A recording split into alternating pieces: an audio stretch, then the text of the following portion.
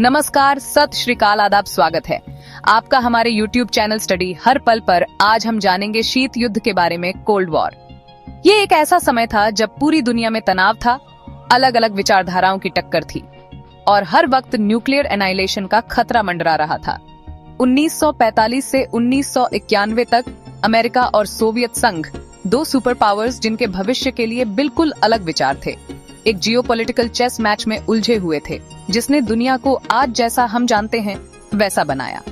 Cold war कोई traditional war नहीं थी जिसमें सेनाएं बैटलफील्ड्स पर भिड़ती हैं, बल्कि ये विचारों की जंग थी, ग्लोबल डोमिनेंस के लिए एक स्ट्रगल जो प्रोपेगेंडा, एस्पियोनाज और प्रॉक्सी कॉन्फ्लिक्ट्स के जरिए लड़ी गई। इस दौर में न्यूक्लियर वेपन्स का उदय हुआ, स्पेस रेस हुई और कोरिया, वियतनाम और अफगानिस्तान में कई प्रॉक्सी वॉर्स हुई। इसने बर्लिन की दीवार का निर्माण भी देखा, जो पूर्व और पश्चिम को अलग करने वाले आइडियोलॉजिकल डिवाइड का एक जबरदस्त प्रतीक थी। कोल्ड वॉर ने दुनिया पर एक लंबा साया डाला, जिसने इंटरनेशनल रिलेशन से लेकर डोमेस्टिक पॉलिटिक्स और यहाँ तक कि पॉपुलर कल्चर तक हर चीज को प्रभावित किया। ये ऐसे कोल्ड वॉर की प्रमुख घटनाओं, की प्लेयर्स और इसके लास्टिंग इम्पैक्ट को एक्सप्लोर करता है। ये कैपिटलिस्ट अमेरिका और कम्युनिस्ट सोवियत संघ के बीच आइडियोलॉजिकल कॉन्फ्लिक्ट की जांच करता है, क्यूबन मिसाइल संकट, स्पेस रेस और बर्लिन की दीवार के गिरने जैसी महत्वपूर्ण घटनाओं पर प्रकाश डालता है। कोल्ड वॉर को समझकर हम उन जटिल ताकतों की गहरी समझ हासिल करते हैं जिन्होंने आज हम जिस दुनिया में रहते हैं उसे आकार दिया है। कोल्ड वॉर के बीज दूसरे विश्व युद्ध की राख में बोए गए थे। अमेरिका और सोवियत संघ ने नाजी जर्मनी के खिलाफ एलाइज के रूप में एक साथ लड़ाई लड़ी थी, लेकिन उनके वॉर टाइम अलायंस ने गहरे बैठे आइडियोलॉजिकल मतभेदों और आपसी संदेह को छुपा रखा था। अमेरिका, एक कैपिटलिस्ट डेमोक्रेसी, युद्ध से एक ग्लोबल सुपर पावर के रूप में उभरा। उसकी अर्थव्यवस्था फल फूल रही थी और उसकी सैन्य ताकत बेजोड़ थी। सोवियत संघ, एक कम्युनिस्ट स्टेट, को युद्ध के दौरान विनाशकारी नुकसान हुआ था, लेकिन उसने अपनी रेजिलियंस भी साबित कर दी थी और एक प्रमुख सैन्य शक्ति के रूप में उभरा था। जैसे ही युद्ध समाप्त हुआ, दोनों सुपर पावर्स यूरोप के भविष्य को लेकर आपस में भिड़ गए। अमेरिका ने कम्युनिज्म के प्रसार को रोकने और डेमोक्रेसी और कैपिटलिज्म को बढ़ावा देने की कोशिश की, जबकि सोवियत संघ का उद्देश्य अपने प्रभाव क्षेत्र का विस्तार करना और पूर्वी यूरोप में कम्युनिस्ट रेजिम्स स्थापित करना था। 1945 में याल्टा सम्मेलन, जहां मित्र देशों के नेताओं ने युद्ध के बाद की व्यवस्था पर चर्चा करने के लिए मुलाकात की, ने इन बढ़ते तनावों को उजागर किया। जर्मनी का पूर्वी और पश्चिमी जर्मनी में विभाजन, पूर्वी यूरोप पर सोवियत कब्जा और पोलैंड, हंगरी और चेकोस्लोवाकिया में कम्युनिस्ट सरकारों की स्थापना ने दोनों सुपर पावर्स के बीच विभाजन को और गहरा कर दिया। 1949 तक विंस्टन चर्चिल द्वारा गढ़ा गया एक शब्द, आयरन कर्टन, पूरे यूरोप में उतर चुका था, जो कैपिटलिस्ट पश्चिम को कम्युनिस्ट पूर्व से अलग करता था। कोल्ड वॉर का मंच तैयार हो गया था। कोल्ड वॉर के शुरुआती साल संकटों और छद्म युद्धों की एक श्रृंखला से चिह्नित थे, जो अमेरिका और सोवियत संघ को सीधे संघर्ष के कगार पर ले आए। 1949 में सोवियत संघ ने अपने पहले परमाणु बम का सफलतापूर्वक परीक्षण किया, जिससे परमाणु हथियारों पर अमेरिका का एकाधिकार समाप्त हो गया और परमाणु चिंता का युग शुरू हो गया। उसी वर्ष उत्तरी अटलांटिक संट्रीटी संगठन या नेटो का गठन किया गया था, जो अमेरिका के नेतृत्व वाले पश्चिमी देशों का एक सैन्य गठबंधन था, जिसे यूरोप में सोवियत विस्तारवाद का मुकाबला करने के लिए डिजाइन किया गया था। सोवियत संघ ने 1955 में पूर्वी यूरोप में कम्युनिस्ट राज्यों के एक सैन्य गठबंधन, वारसा पैक्ट का गठन करके जवाब दिया। 1950 से 1953 तक कोरियाई युद्ध शीत युद्ध का पहला प्रमुख छद्म युद्ध था, जब सोवियत संघ और चीन द्वारा समर्थित कम्युनिस्ट उत्तर कोरिया ने अमेरिका समर्थित दक्षिण कोरिया पर आक्रमण किया, तो अमेरिका ने सैन्य हस्तक्षेप किया, जिसके कारण 3 साल का खूनी संघर्ष हुआ, जो एक गतिरोध में समाप्त हुआ। कोरियाई युद्ध ने शीत युद्ध के तनावों के पूर्ण संघर्ष में बढ़ने के खतरों को प्रदर्शित किया और अमेरिका सोवियत प्रतिद्वंद्विता की वैश्विक पहुंच पर प्रकाश डाला।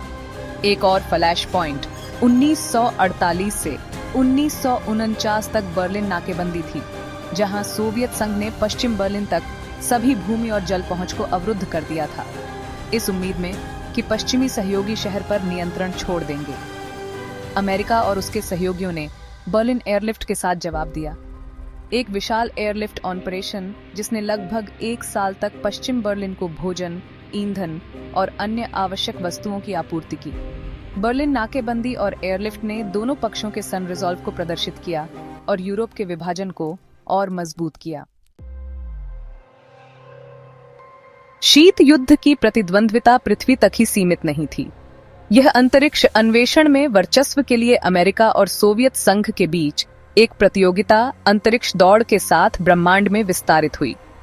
1957 में सोवियत संघ ने स्पुतनिक 1 पृथ्वी की परिक्रमा करने वाला पहला कृत्रिम उपग्रह लॉन्च किया, जिसने अमेरिका को चौंका दिया और सोवियत तकनीकी श्रेष्ठता की आशंकाओं को जन्म दिया।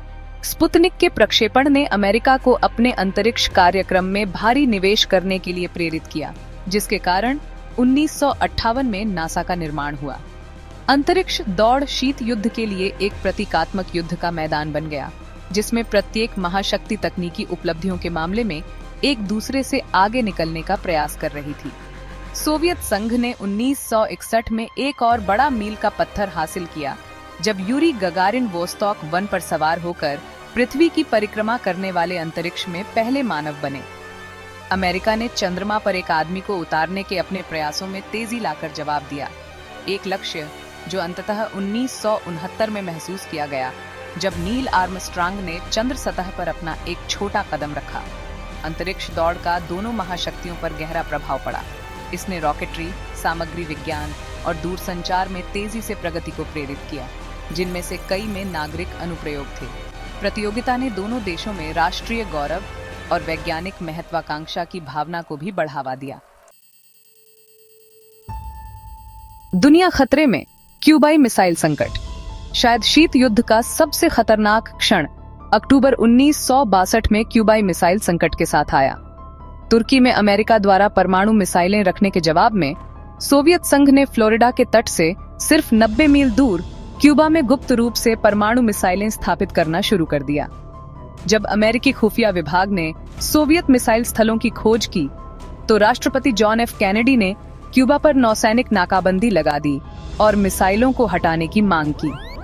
13 तनावपूर्ण दिनों के लिए दुनिया ने अपनी सांस रोक रखी थी, क्योंकि अमेरिका और सोवियत संघ परमाणु युद्ध के कगार पर खड़े थे।